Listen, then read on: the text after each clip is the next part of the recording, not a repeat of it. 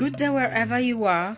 Grab yourself a cuppa, take a seat, and let us take you on a journey. This is the Somo Sisters Oral Histories Record, brought to you by Women and Digital Inclusion, also known as WODIN, a voluntary organization based right here in Liverpool, Merseyside, on a mission to end digital poverty. I am your host, Julie Sylvia Kalunji, the founder and CEO of WODIN.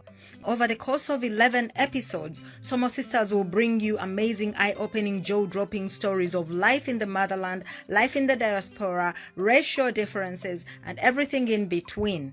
In each episode, a Black migrant woman will take you on a journey through her life story, explain how she ended up in Liverpool, and provide an opinionated and thoughtful reflection on the immigrant experience.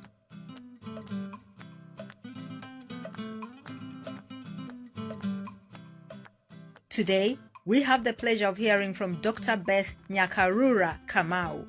Dr. Beth is a medical practitioner based here in Liverpool. She's also an advanced grief recovery method specialist. Beth is from the motherland of Kenya, and so she identifies as both British and Kenyan by origin. Beth is a motivated individual with a diverse range of professional experiences in health, social care, health promotion, and counseling. She has extensive experience with practical hands-on community leadership, and she is the secretary of the Kenyan Nurses Association in Kenya between 2007 and 2017. Beth was the vice chairperson of the Kenyan Community Association right here in Liverpool, Merseyside, where she was actively involved in community development, facilitating training and workshops and youth affairs. She was also the assistant chair of the Kenyan Ladies Group, which she is still actively involved in. On top of all that, she's the co-owner and manager of a small business. We are blessed to have Beth sharing her journey in our Somo Sisters Oral History Record. Today is her day, so allow her to introduce herself now. Enjoy.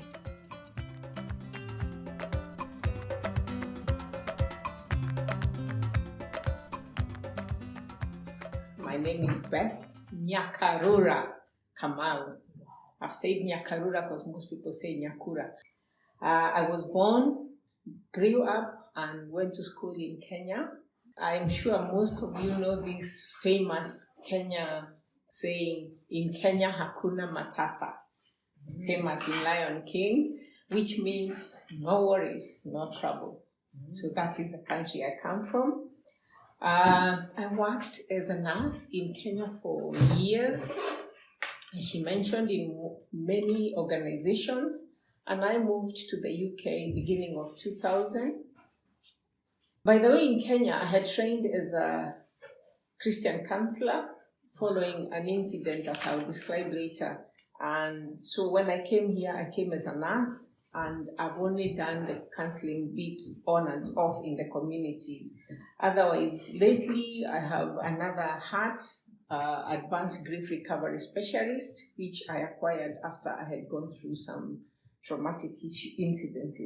Like I said, I wear many hats. I'm a mother, an auntie, a grandmother, a cousin.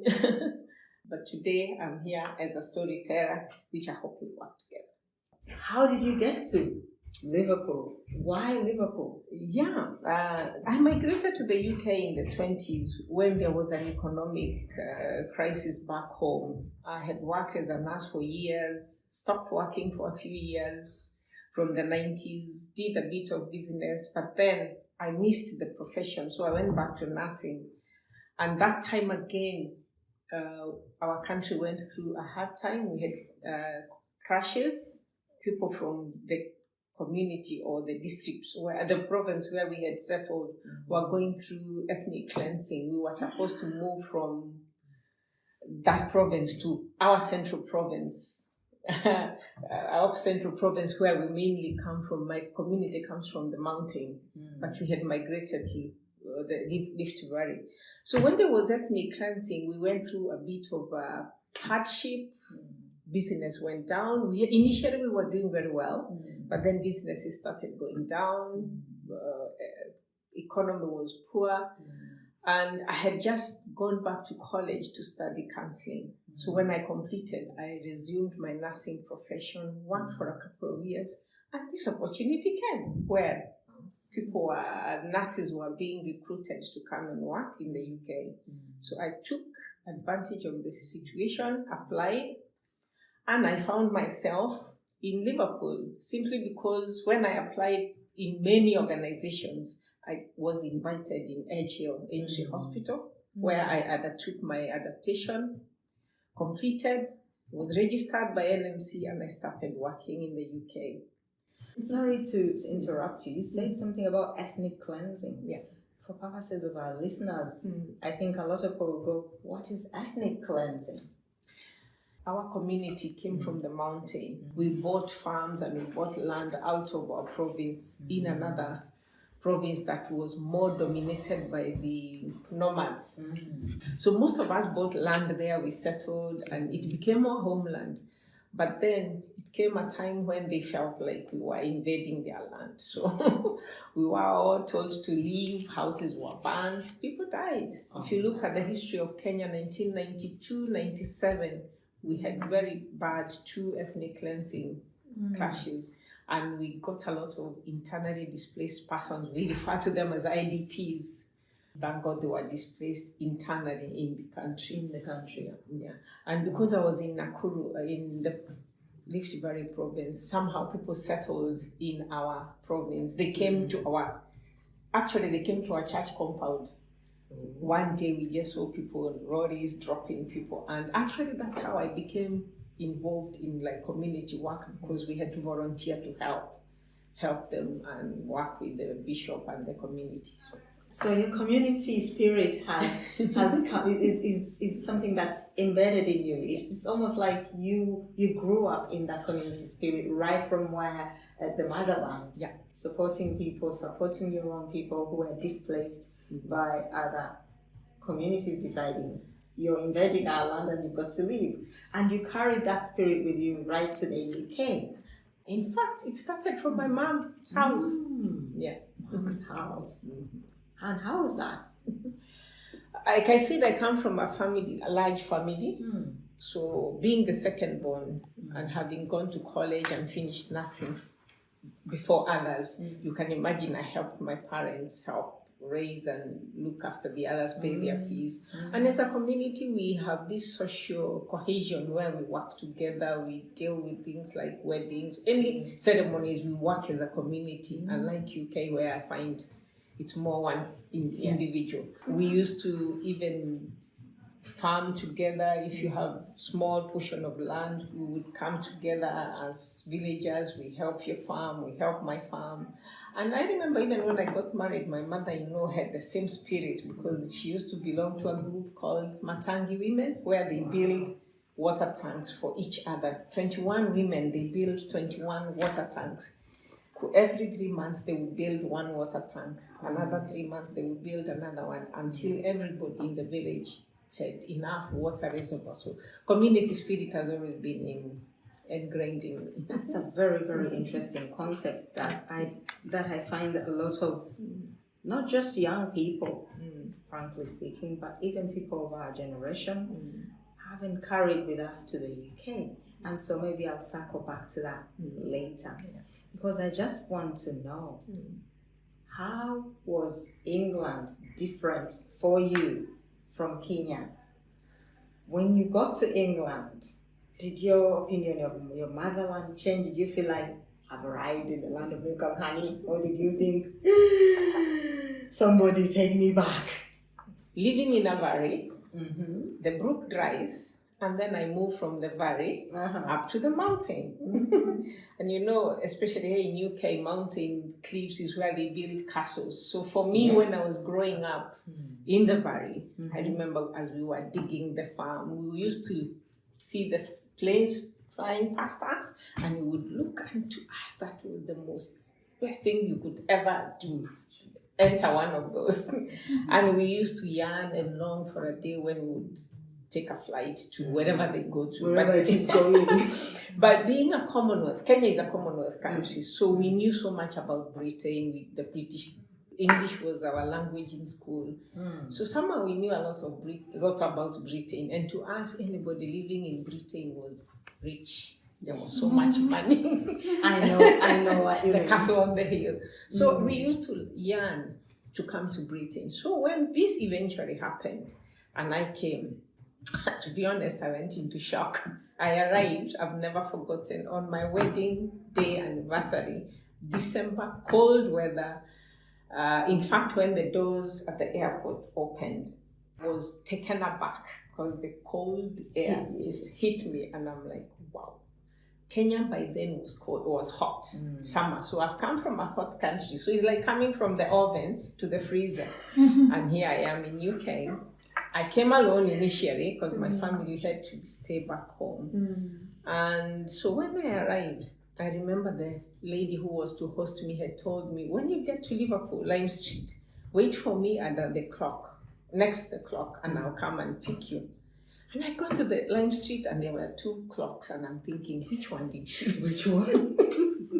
Here I am, my little box with a few clothes, and I'm so scared. It's cold, it's dark, and I couldn't understand why it was dark. And I'm waiting for this lady whom I didn't know, but she knew me because I had sent her my pictures. And I'm looking at everybody, they all looked alike. And I thought, wow, what have I done? She was 15 minutes late, so that didn't make it any better. But when she finally arrived, she smiled, and the welcome that she gave me, I felt I'm home. So initially when I got to Liverpool, I actually felt at home, because one thing I noticed about Liverpool, even when you went to the bus stop, people were friendly, they would hold a conversation, although the conversation was mostly about the weather. Where do you come from? Where do you come from? But I found they were welcoming, because after coming to Liverpool, I did travel and I did visit places like London, and I used to find London weird. You are underground tube, somebody's holding a huge newspaper, the seat is empty, and I can't sit on the seat, and I'm thinking. So if I found Liverpool more friendly, and I fell in love with Liverpool, so I stayed. It's beautiful. So It's beautiful, isn't it? So I went through adaptation program, got a job, and of course managed to bring my family, and that's how I settled. You won't believe where I stayed when I first came to Liverpool. Why? Penny Lane. Because to me, the Beatles and everything was the history I knew, so I felt still at home. So you're a Beatles fan as well? Yeah. Amazing, amazing. So I stayed in Penny Lane, but then later on I moved to another estate when I got along. So you came to Liverpool, you fell in love with Liverpool. Despite the difference in weather, you got right at home, you felt the people were wonderful. What traditions or stories about Kenya did you feel like you missed and you wanted to see more of in Liverpool? Oh, I must admit the social cohesion, that essence of being with the others. Because when I got to my room, yes, I was welcomed, but I was alone. I didn't have my family with me. Everybody was busy. Even my fellow Kenyans were all busy running Parawa. And I felt alone in my house. I used to call home almost every day.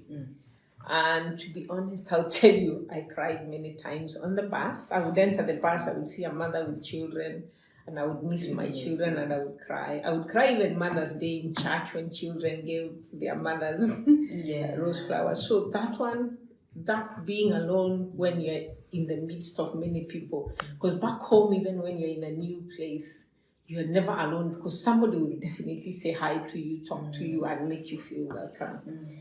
Of course, the weather I needed to learn to get. That was a culture shock to me.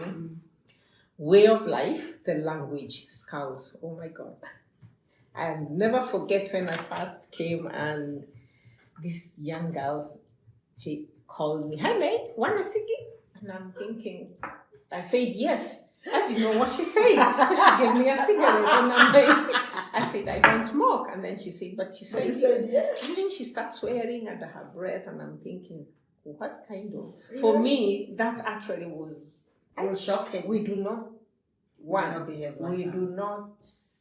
talk down seniors, kind of. Children are taught to respect adults. and even respect one another. So I looked at her and I was like, wow. So I used to avoid her because, one, I couldn't hear the accent. She would talk, she would give handover in a report, and I'm like, what did she say? In fact, for me to work in the hospital, I used to wait until the report is over and I would go and read the case notes, and that's how I was able to work. But thank God the adaptation program, they didn't expect much from me. So the 3 months I was able to adjust, learn the language. And understand so the language was, and understand Scouse. I made, and now I understand it and I can listen and I know. So that was also a shock. I imagine, because I had a similar experience with Liverpool, but there's one thing that I noticed. Everyone called you Love. Hello. Hello. Hi, mate. Either mate, love, or trouble. Now, the last bit I didn't get. Why would anybody who doesn't know me call me trouble? Get to that, because that's not your experience. I think there's another one. When my family came, now for my husband integrating in this country, it was not easy, because back home he was manager with a big job, and now he can't work in the insurance industry. He couldn't. For him, it was hard. And for us now to adjust in the house, because somehow I'm the one who was working. So thank God he did some training, some courses for about 6 months so that he could start working in the UK. So somehow I was the only one working. So I'm working, and he has to like prepare the meal for me to come home, take the children to school, and for him, for us. So we used to, it was not easy. Another thing was, I never understood why people lived in half houses. Because back home, a house, terraced house to me was a half house. We were used to a house and a compound. Contrary to what people think, that everybody is poor in the UK, but somehow for those who have, you had never lived in a half house, and I was asking somebody, why do they build half houses? But I came to realize mostly they live in like small villages and all the amenities are around. So I was able to adjust. So my husband how long did he take to join you?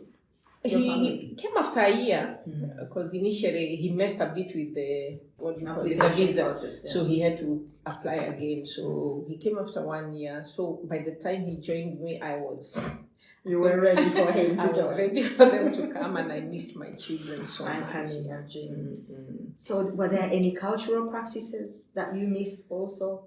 I'm from the Kikuyu community. We are more of agriculturalists, settled in the Mount Kenya region. So I missed that idea of having fresh food from your garden, where, although we could get that from the supermarket, I missed some of the food that we ate back home. The githeri, the arrowroots, the sweet potatoes, skumawiki. But I thank God eventually we discovered there's some Eastern shops where you could buy these things.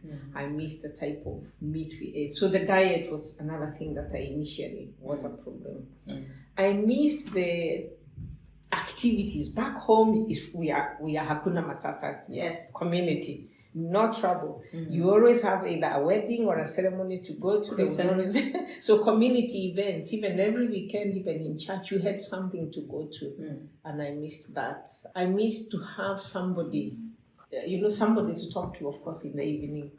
And of course, once my family settled, it didn't work still, because I had to work nights. My husband had to work days. So we hardly met, except when we were exchanging ships. So even them joining me didn't make it sociable, but we had to create time. But at least you had them with you. We had to. So what part of your culture did you pass on to your children that you felt this they must learn?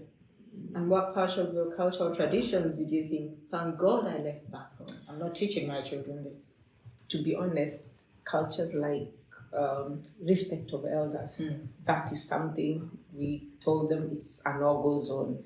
I used to get shocked when I see children shouting at their mothers in the public, and that one my children knew that was a no-go zone. In fact, every time I went to school to visit, when you have parents' evening, most teachers had always told me, your children are delighted to teach. They have respect. And I'm like, that is what I expect them to do. So that's something that we kept in our house, respect for elders.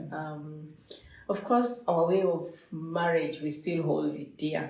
Our marriage culture, the way we expect a man to come and introduce himself and say, I have found a girl in your homestead and I'm going to marry her, and then we go through that. The whole experience. It's quite an enjoyable experience. People think that maybe paying dowry. No, it's not paying dowry. It's usually a very enjoyable experience because it's like you are gifting each other. Gifting to the parents, saying thank you for raising such an amazing person. Yeah, and of course, to us, weddings are community events. They are community based. I missed when you have like sad times. People came to console you. Yeah. When you lose somebody that was, and I remember a lady who I found in UK. She didn't have family, and somehow she went to hospital in the Royal, and guess what she did? She was asked, who is your next of kin? And she wrote my name, and I'm thinking, when she told me, I asked her, you wrote my name? Yeah, because you're the only Kenyan I knew. Oh, bless. Unfortunately, she went through a hard time because she was diagnosed with leukemia, and after 2 years, she passed away. And when she passed away, the Royal called me. They told me, oh, we want to tell you your friend has passed. And I said, oh, okay. And then they asked me, what do you want to do?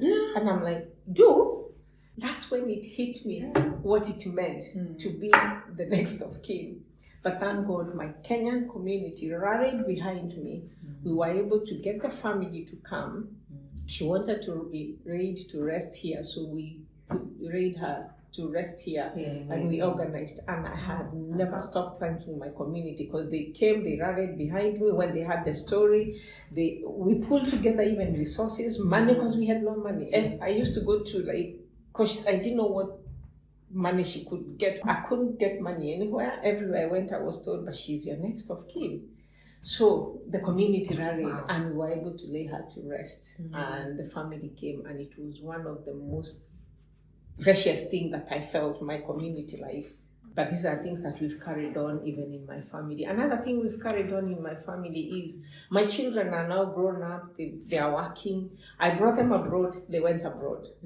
So I kind of prepared them before they went abroad that when you go there, this is what we expect. And to support them, we kind of started a family kit where since we were all working, we agreed everybody contributes £100 every month. Wow. We put it in a kit.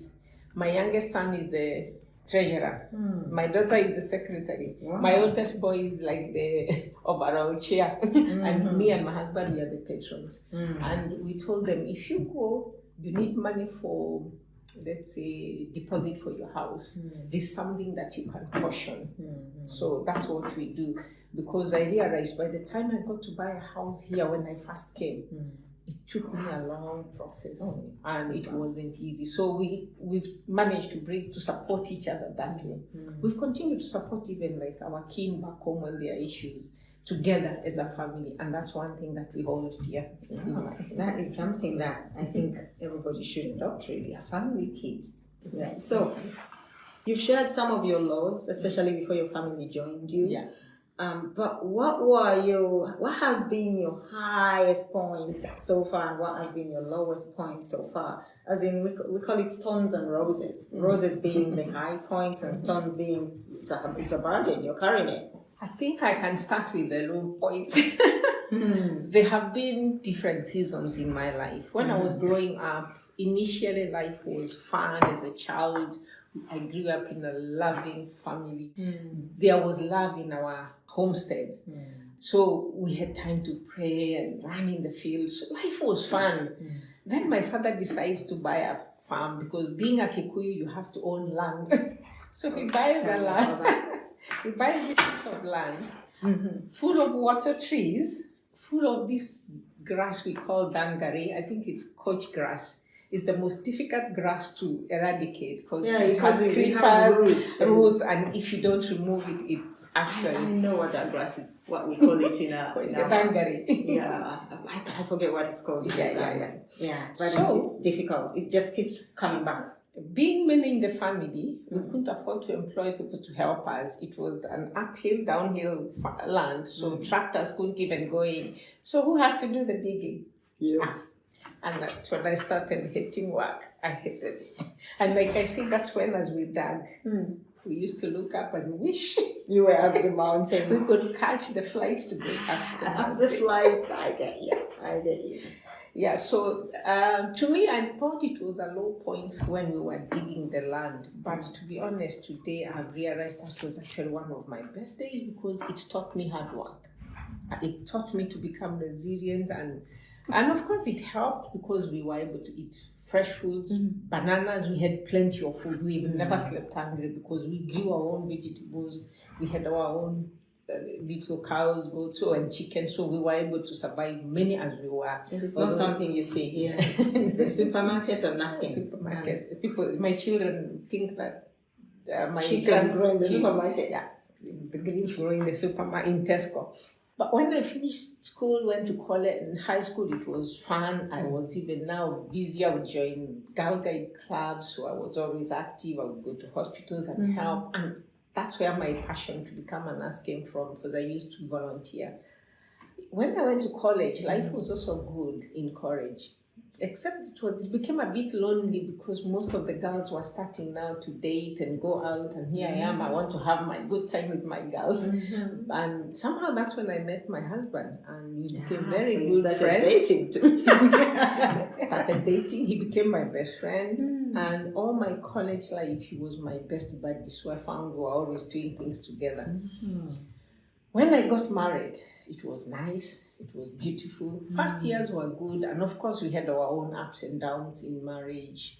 But in it, I learned also to let go and forgive.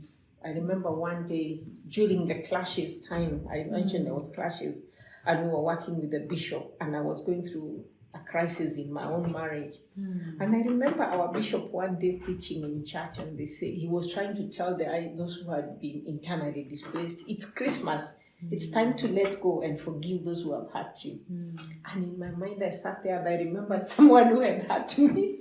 And he told us, it's time to buy a Christmas card and give your enemy one.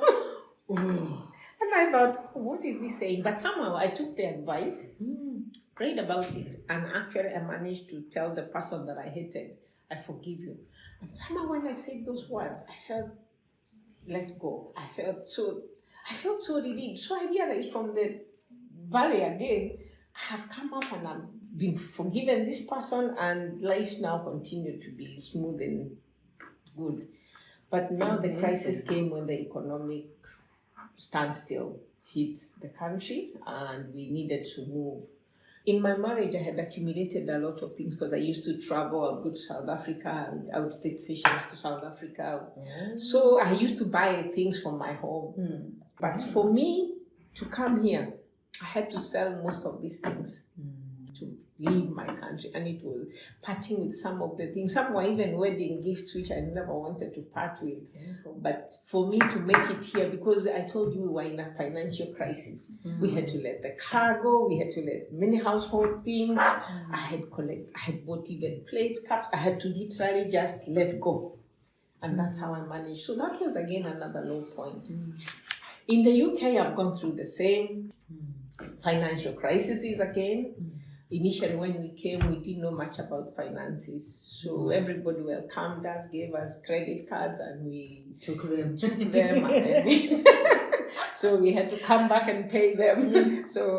But the worst crisis that actually made me become an advanced grief recovery specialist was about 5 years ago. We were going through a family crisis. I lost the very best friend that I met in UK when I first came. She was one of the ladies that welcomed me, made me feel at home, and she kind of, so she passed away. And when I was told, and we had been friends all my life in the UK. We had had a meal a week before. She was moving to a new place, and she was asking me, Beth, I need you to come and help me, because I had worked as my boss and I was her assistant. And I would love you to come and help me. And then when I was told she has just passed away, and that was when COVID hit. She's passed away. It was traumatic. A week later, I get a phone call. My younger sister has passed away. And it was a tragic death because one moment she was with my mom picking greens, and the next moment she's gone, and my mother is just dying. Very So here is COVID. I cannot travel. My sister is gone. I have literally no one, nothing. It was one of the worst moments, and I found myself blocking my feelings for almost 2 years. Never shared with anybody, avoided community events, didn't want to get involved. And then one of my friends came to me and told me one day, Beth, I miss that old Beth. And I looked at her, I told her, what? She said, yeah, you look troubled. And then she introduced me to this program and she told me about it. And actually, when I did the course, I learned how to let go, apologize, forgive, and move on. I felt it was the best thing that happened to me. So I went ahead and did the course, and today I facilitate. So you were reintroduced to, because you had already learned to it. forgive and let go. Yeah. You held the grief in and you learned to release it again. And one thing I can tell you, most of the mental health issues we are having around is because we carry too much luggage that we cannot carry. And I love this song of Bill Withers that says, lean on me when you're not strong, because we all need someone to lean on. And that is one of my life philosophies, that I cannot do it. Why carry it? Let go and live today, and tomorrow maybe. And what we miss about home as well, because we have someone to lean on. Usually we have someone to hold us and hold space for us when we need to go through some things. My high points have been when my children have succeeded well in school, they've done well. I thank God they've done well for themselves. My son works for Tesla in Netherlands. Wow. He's actually moving to Germany. He's a big man there. My daughter moved to Australia. She works in Australia. Yeah. My other youngest son joined Air Force. They are both doing well for themselves. Air Force in the US? No, Air Force, Royal Air Force. Yeah. Oh, wow. Wow. So amazing. It's It's a joy when You've done that. You've done really well. Out to the glory of God. Clearly, you've done an amazing job raising them. Yeah. Because you cannot succeed unless you've got a solid grounding and anchor taking you through life, and that's usually from parents or someone who holds space for you and shows you the right direction. So you've really done well. Congratulations. Thanks. In fact, one main thing that also brought me down was when my daughter gave birth to the beautiful girl that I looked after. She was young. She was just 17, just going to 18. She was in school.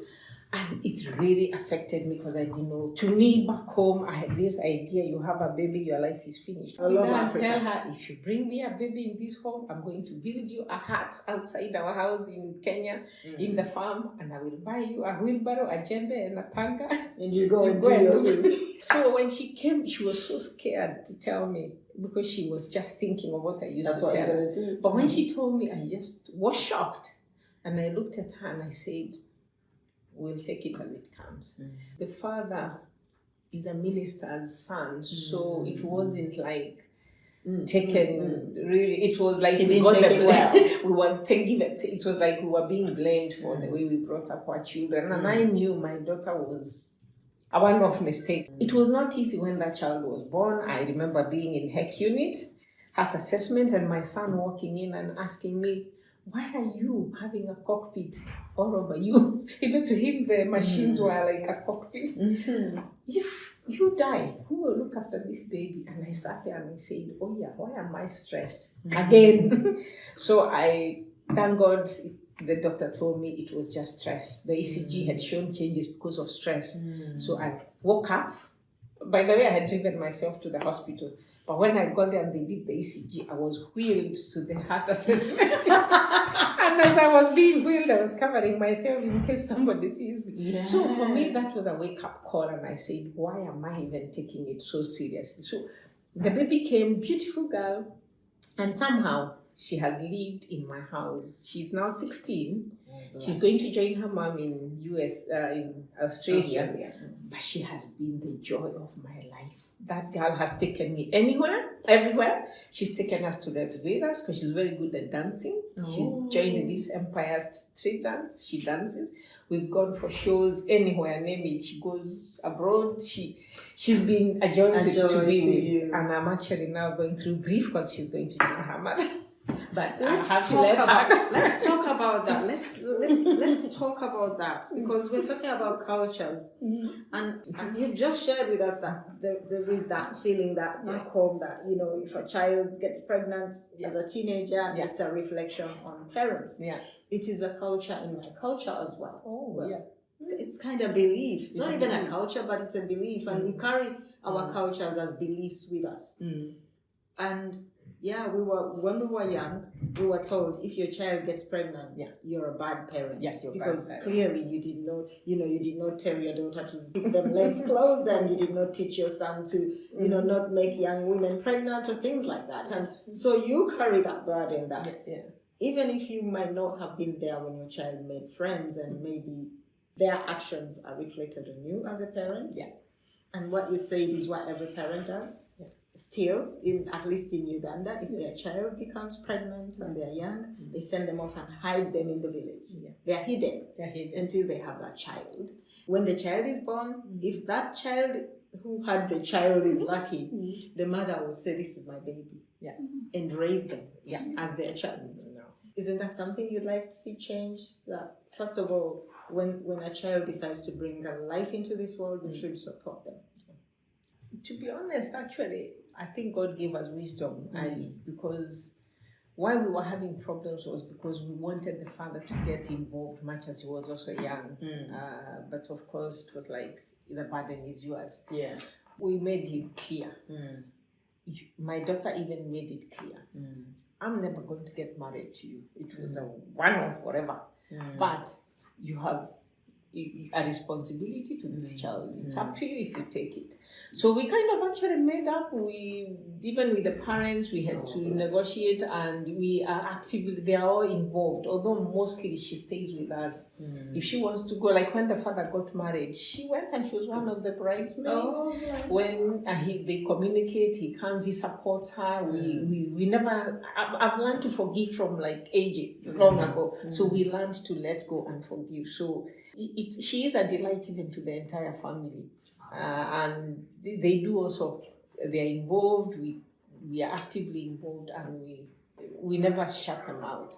And luckily we supported our daughter, and she has moved on, and we thank God. She actually tells people, if it wasn't for my parents, I don't know what I would have done. Her life didn't stop. I remember even when the baby was young, I would come from work and she would go to college. That's how we brought up this baby. This girl, we even would live with a neighbor. Between the time she's going to college and I'm coming from work, she would drop the baby and the milk to a neighbor to wait for us until I come and pick this baby and take the baby home. So somehow again the community came and rallied behind. I'm going to ask this question because it's burning me. Is this granddaughter of yours biracial, or is she black? She's a Kenyan like us. She's black like us. Okay. Awesome. So that then brings me to this question, because there were two questions I was looking to ask you if she was biracial. Okay. But I'm gonna just ask it. What has been your experience, your racial experiences? There are racial differences between the people that are originally from this country or born in in Europe, and then there are people who are white. Okay. They are Caucasian, they are European. Then there are people like us who are black, and we may be European as well, but we have a very big difference in the way our skin makeup looks like. That raises a whole slew and plethora of issues for some people, and for others, they live life like, we are human and there's no problem. Like me, Hakuna Matata, I've never faced it, I've never seen it, so you've experienced it, but it's not my problem. Do you know what? Let's not lie to ourselves, even where we came from in our countries. I don't know whether to call it racism or what, because like I told you, there was ethnic cleansing. Somebody felt that you did not belong to their community. I even saw it in college, but I never thought about it. I remember one day we were sitting in a TV room watching TV, and I loved people. We are like Bantus, Nilots, and Kushites in Kenya. So Nilots are more from the lake, the rivers, and for us Bantus, we are from the central. And this girl from Central Province comes, and I'm there sitting with this little girl, and she says, there's no one in this lounge except one Luo and because we are from, even in our own Bantu, there is those from the lake, there are those who are from the mountain, and there are those who are from the districts, from Kikuyu, and I thought, what did she just say? Isn't my colleague, a friend? So, and again now, like I said about the ethnic cleansing, coming here, I won't lie to you that it's been rosy. Initially, it was more overt in that you would enter a patient's room and somebody tells you, go back to Africa where you came from, or I don't want you to touch me. And unfortunately, you would be the only nurse on duty that day. But what I used to do in such an instance is, if I knew somebody had racist inclinations or didn't want to be looked after by us, I always made sure I would go in with a colleague from Britain and I would tell her, I need you to come with me. I want to give so-and-so their medication and I'm not comfortable going alone. So we would go in and I would tell her, just explain to him why, and then I would say, yeah, I've got your medication. If he says he won't take from me, that's it. I can't force him to like it. They can take, I would try if she'll give or whoever, but I would not force them. So I have noted that we may think that this didn't stop, because lately what I have noted, it is more, what word do we use? There's a word we use about racism. What do you call this? Microaggression. I find it more, you enter a shop and you find somebody holding onto their handbag just because you've entered. They just assume. Yes. And what have we seen during Brexit? To me, that was like microaggression, sorry to say it, because people thought that it was major aggression. On a global scale. It wasn't even micro. These migrants have come to take our jobs, only to realize once Brexit hit that, unfortunately, these Africans were already British. So they stayed.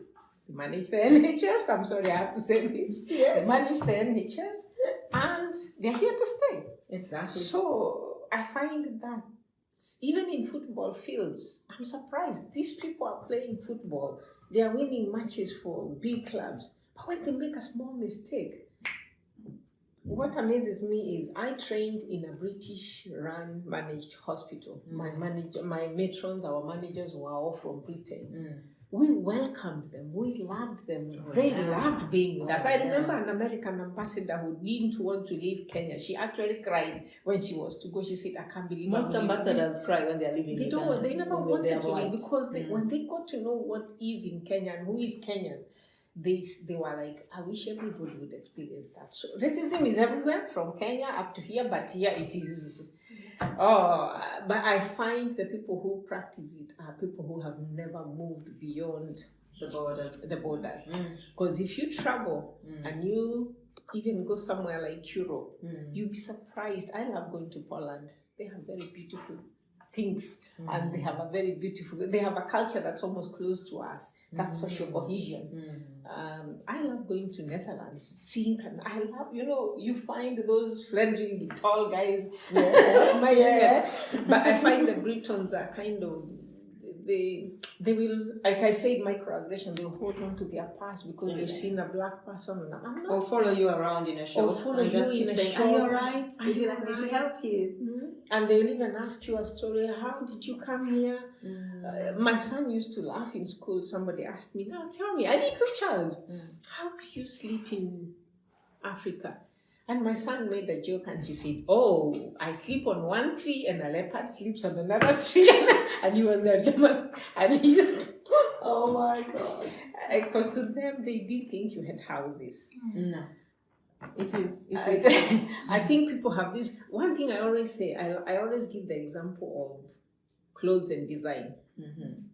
When the forefathers or the grandfathers of Western world came to our country, they found our forefathers wearing sheepskin, covering the modest, wearing sheepskin.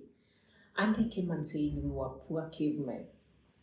We didn't need clothes. The weather was good. Exactly. The cave acted as our houses. We didn't need houses. We were okay. We did barter trade. We traded, like my agricultural community would sell or take maize to the Maasais for their meat and sheepskin. So we were not poor, but to them they equated money, cash, as poverty. We were actually rich, and a man took care of his house.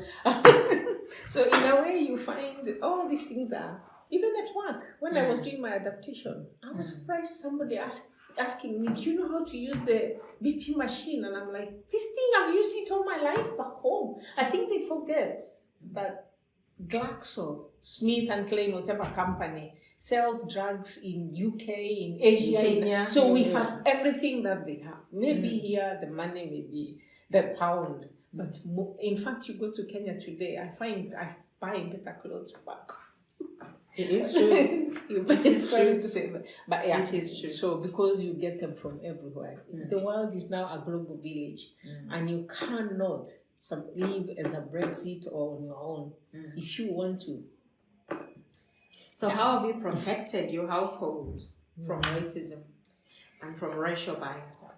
One thing, I wouldn't lie to you, when I went to the estate where I went to, we did have episodes where somebody would even come and write on the wall.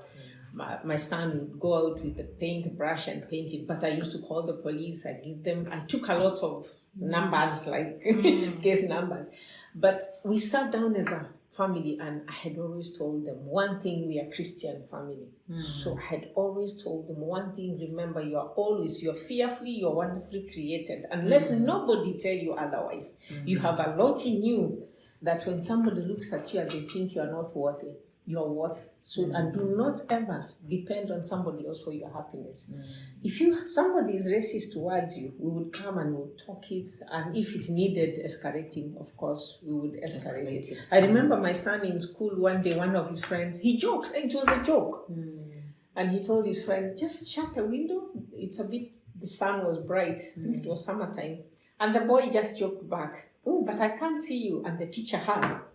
Oh, it became a case, we were called, and my son had to tell them, no, he's my friend, and we were only joking. They're still friends up to today, but at least I'm happy it was dealt with. It was dealt with. Just in case it wasn't just a friend being aggressive. That would be considered microaggression. So in a way, we talk about it and we discussed, and if they needed support anywhere, we would. And I always ask them, have you ever gone through it? Has it happened?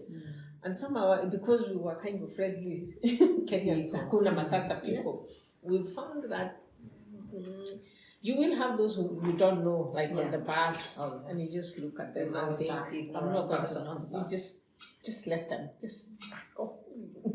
And you just let go. It's like they say. So we talk about shake the dust off your shoes lest you go out with their curses. Or sometimes you just leave them like that. But like I said, we have community. We formed a community, Kenya Community Association. So we worked with the police.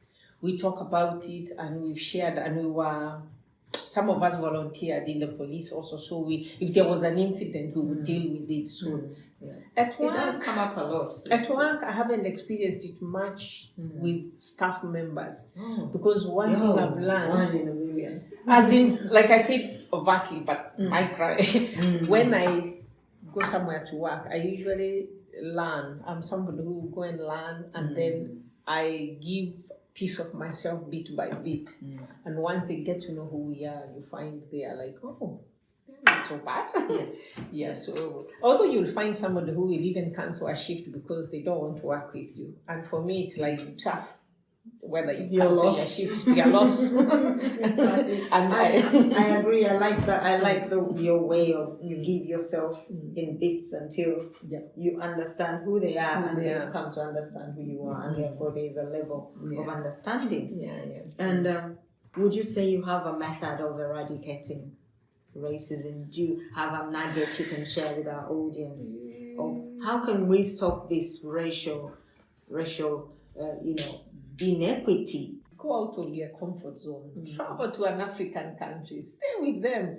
It's not just a week visit. No. Go and stay there for almost 3 months. Live with them. Get used to know who they are. And you'll be surprised the things that you used to think were though they were, well, I don't know. Superstitious, witchcraft, witchcraft, black magic, all those things. They are not. We used to music. We use the drums. Initially, those were evil, but they have taken and realized, drums make good music. I cannot tell you how many Western choirs I've seen with black African drums. So get to know why calling them like exotic drums. The exotic.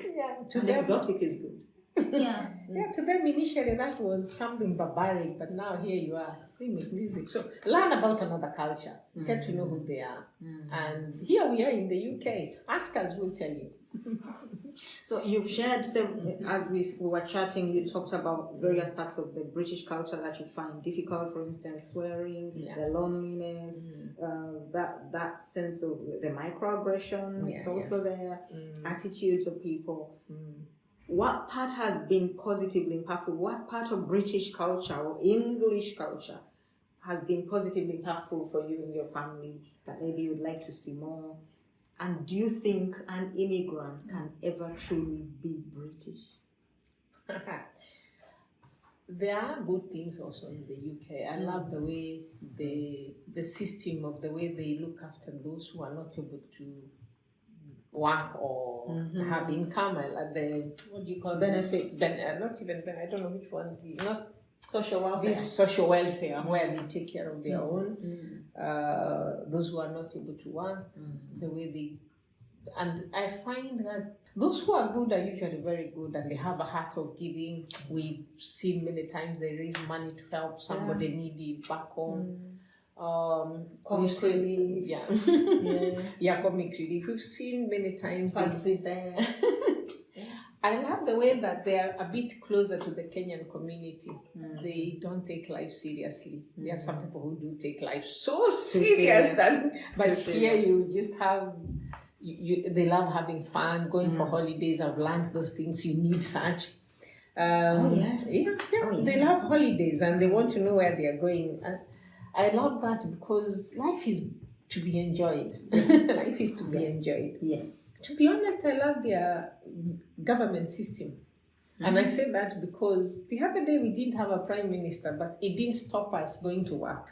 If there is no president in my country, oh my goodness. It would be war. There's no two ways about it.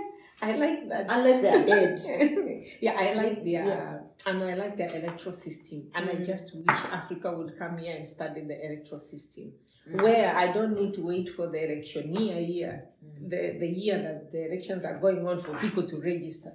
Here, my bills, everything is attached to my registration card, and I cannot even get, because people have to be made to do these things. I love that system. And I always say I wish I could teach that to my Kenyan government. Come and learn.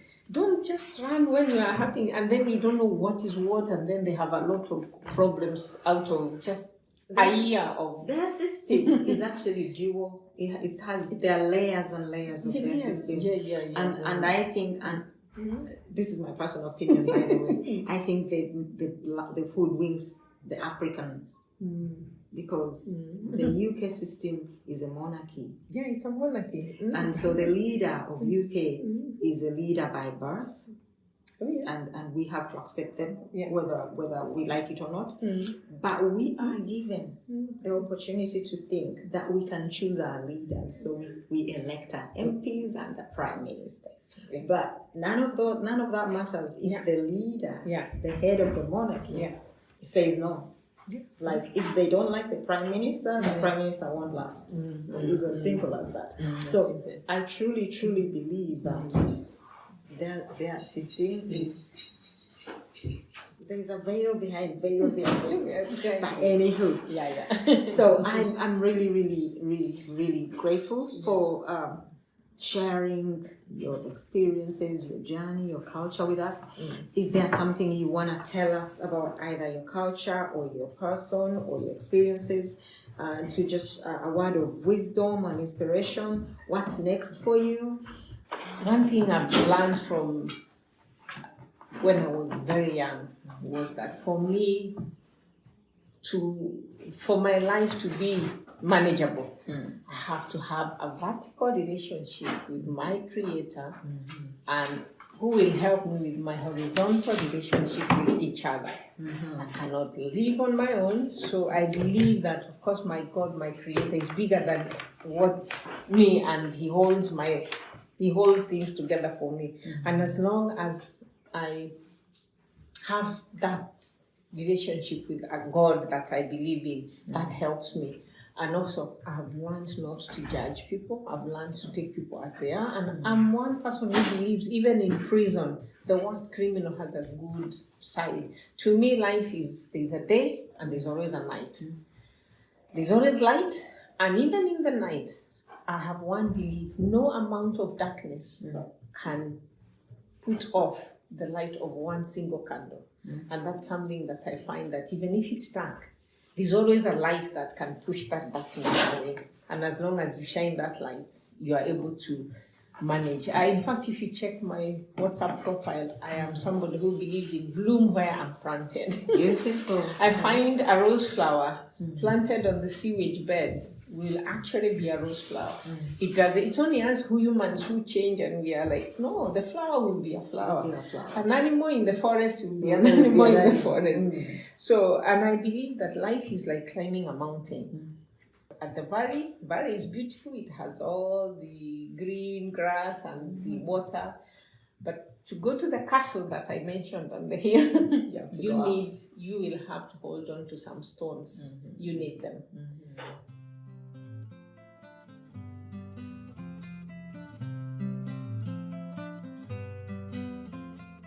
Thank you for taking the time to tune into this Somo Sisters journey.